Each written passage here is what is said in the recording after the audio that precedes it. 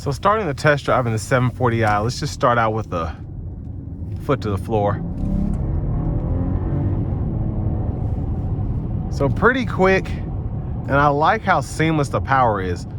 With the 740, it still has the heart of a BMW. So even though it rides very well, you have that 3-liter turbo inline 6 powertrain mated with this 8-speed, and it's meant to be the ultimate driving machine, and then a chauffeur car second. So it's funny how that works.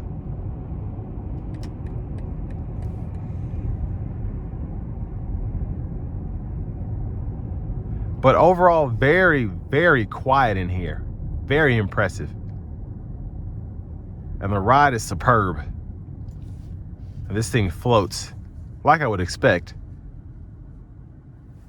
It auto stops there. Now, even with this being the flagship BMW in this 7 Series here, it's still something that's fun to drive. So even though the ride quality is fantastic and you can chauffeur people around with this if you want to, it's not gonna ride like a Mercedes. It's much more fun to drive than that, I think. And I think the ride quality at least matches a similarly equipped S-Class for most people. Now, there's probably gonna be places where the S-Class has one over on the BMW, just because Mercedes has always been in the market of doing the opposite of BMW, making sure their vehicles ride well and then making sure that they can perform well.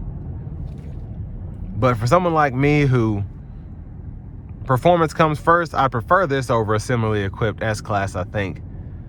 But I haven't driven an S580 in a minute, so I might have to compare those.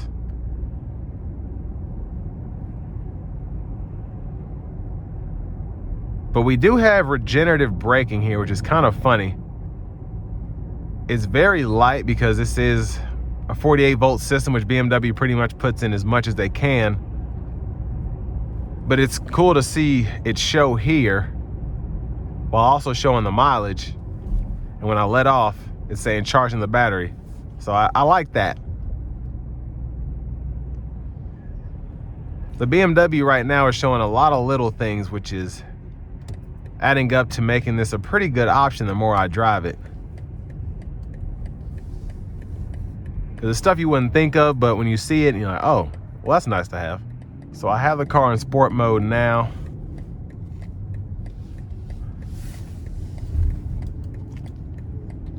And then we have access to the boost.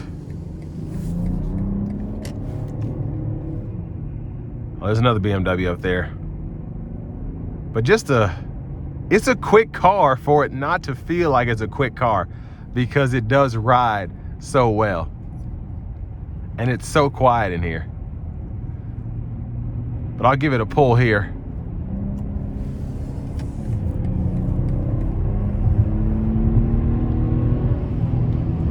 So pretty good power again.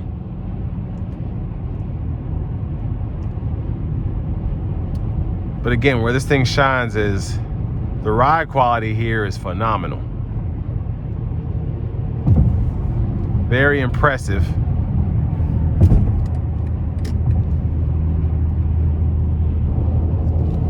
And again, 80 miles an hour here, very quiet in the cabin.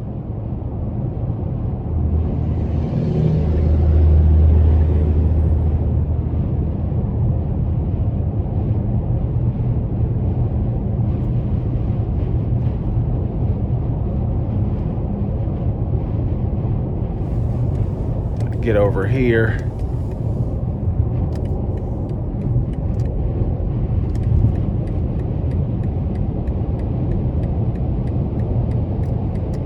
But it's just, this is so relaxing. You don't have cooled seats here, but honestly, it doesn't even bother me, especially on a day like today where it's freezing outside. I'm not even thinking about that. But just the ride is so comfortable. The steering is so comfortable. The power is so seamless. Just a great 4-door sedan here. And again, this is just It's such a rewarding drive because the gas mileage is not terrible. It's actually relatively decent for something like this. But you don't even, when you're driving one of these, you don't want to necessarily put your foot into it. Like I just drove a CT5V Blackwing before I drove this, and I couldn't keep my foot from the pedal. It was just that much fun to drive. But this here, I just want to coast down the road, have a nice, refreshing spot of tea. It's just one of those things, but it's still, again, an impressive performance vehicle, especially for something this big. Now, when it comes to price, I think this is 85, 86 grand. I believe the sticker price was 97,000. I feel like for 97 grand, I would have liked to have cooled seats, but everything else is pretty spot on. I think another thing this is missing is the adaptive cruise control, which I could just be not pulling it up correctly, but I don't think this has it. And that's kind of a disappointment for this amount of money as well. But with all that being said, it's still a phenomenal car to drive in terms of ride quality, performance, and just overall luxury amenities.